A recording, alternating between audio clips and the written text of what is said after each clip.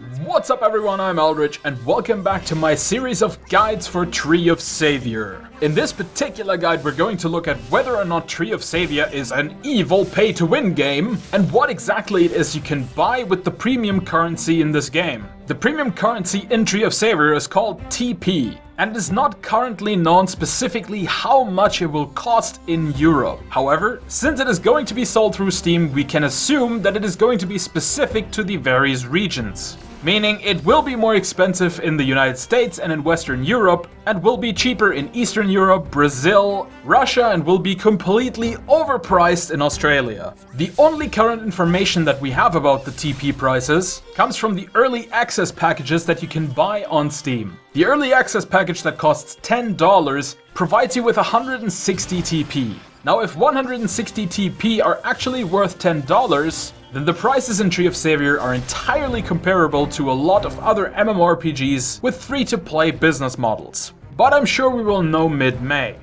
Now the first and most obvious thing you can buy with your TP is a token, and you can basically think of tokens as premium account time.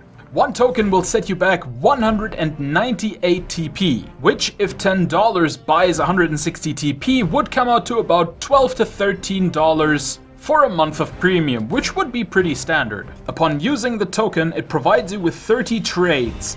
Yes, you've heard that right. You can only trade with other players if you have premium. And buying a token will only get you 30 trades that you can complete during 1 month. The game is definitely a little bit harsh that way, and there is a lot of criticism on that specific point. It hasn't really been a problem for me yet, but I'm also still not that incredibly high level that I would constantly trade stuff to my friends. Furthermore, the token removes the timer from the learning of attributes, meaning you can learn attributes instantly. This is a big deal as there are quite a few attributes that take up to 30 minutes to learn on level 1. The time to learn an attribute for some of them can go up to 45 minutes to an hour. So being able to learn them instantly is a huge bonus. A fully leveled character can have up to 400-500 attributes that they have to buy. And that could take you quite a lot of hours without the token.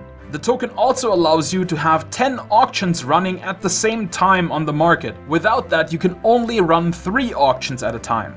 It also increases all experience gained from killing monsters by 30%, increases the maximum number of buffs that you can have by 3, grants use of premium emotes and gestures, and allows 1 extra dungeon run per day. So that is 3 instead of 2. So as you can see, the token does a whole lot of stuff for your characters, and by the way, it works for all the characters in your team, but it does not work cross-server. So if you want to play on multiple servers, which I'm not sure why you would do that, but if you want to play on multiple servers, you're going to have to buy tokens for both of them if you want to have them. Now the good news about tokens is that they are the RMT item of the game, so they can be sold on the in-game marketplace. Which means even if you don't want to spend a ton of money on the game, you can earn the tokens by grinding out the money and then buying the token on the marketplace from another player who did buy the token and sold it to you.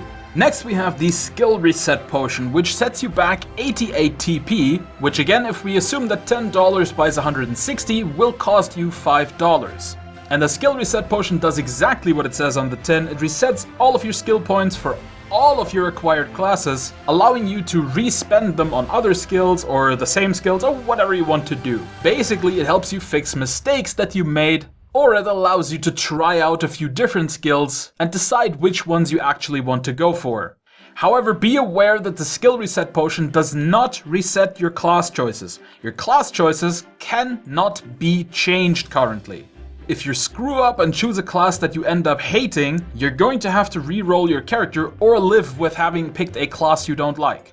Next we have the glorious XP tome, which sets you back 9 TP. It's a rather cheap item, and it provides 30% additional experience from monster kills and a faster stamina regeneration for 1 hour. Basically, the XP tomes are not something you run all the time. They are something that, basically the XP tomes are not something you're going to run all the time. If you know that you're going to do a bunch of dungeon runs in the next hour, or you're going to hardcore grind a spot, that's when you use your XP tomes to maximize the effect. And now we come to some of the cheaper consumable items that money will buy. Soul Crystals will allow you to revive your character on the spot upon death. This is a very powerful ability because every time you die, you lose all the gems that you have in your inventory. And gems can be pretty damn valuable. So for that time when you have a bunch of rare gems in your pockets and you die, that's when you want to make use of your soul crystal. So it's always a good idea to have 1 or 2 of them around, just in case. And a soul crystal will set you back 4 TP.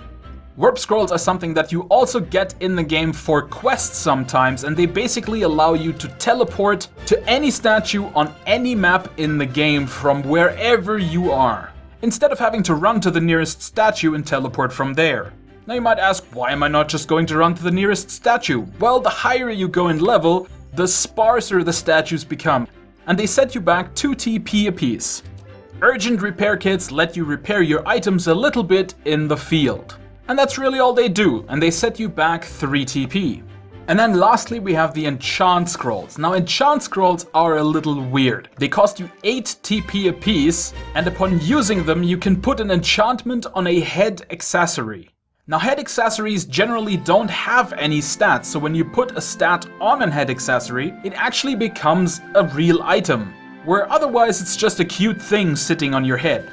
The only problem with the system is that the effect that you're putting on the item is pretty damn random. And not just in what you put on it, also in how much you put on it.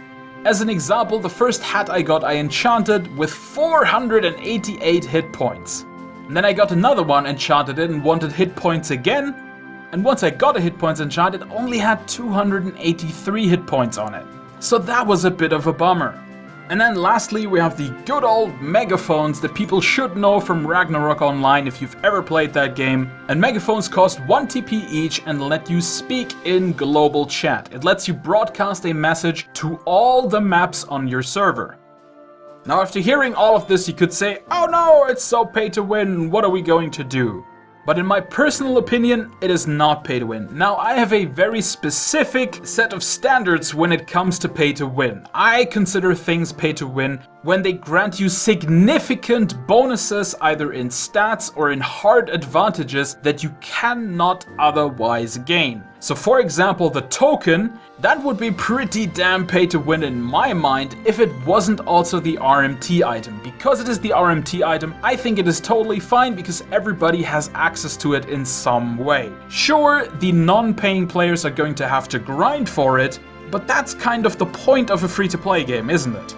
Now the only 2 things that you simply cannot get if you are never going to spend any money are the Enchant Scrolls and the XP Tomes. Both of these items are untradeable and they cost more than your daily allowance of free TP. I'm going to explain 3 TP in just a second for now, except that these are the 2 items you can't get with them. The Enchant Scrolls do put stats on your head item, and the Enchant Scrolls are not tradable. They can't be sold on the in-game market. However, once the stats have been put on the head accessory can still be traded and sold on the market. So as a non-paying player, you can still buy these readily enchanted head accessory items and get the same stat bonuses that everybody else can get who buys those Enchant Scrolls. And because that is facilitated, I am okay with it. If that wasn't facilitated, I would have a huge problem with it. Now, if this is a deal breaker for you, I can understand. It is not really a deal breaker for me. I think that's okay, because to me, XP potions isn't really something that makes you more powerful. It's something that allows you to skip ahead. I don't have a problem with that because it doesn't really give you an unfair gameplay advantage. It just means that you bring your account forward a little bit faster, that you can't get unless you pay, because it really just means those who pay for the game get to go ahead 30% faster some of the time. Now on to the free TP system, which facilitates you getting all the other stuff for free if you want it. You have a daily allotment of free TP that caps out at 5 TP. These free TP are given to you every couple of hours. And as soon as you hit your maximum level of 5 points, you don't gain any more points until you spend at least 1 of your current points.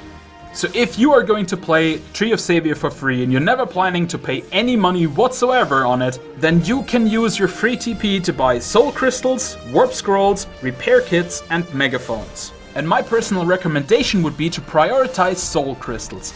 The ability to resurrect on the point and secure your gems before they become free loot is probably the best thing you can buy on this shop.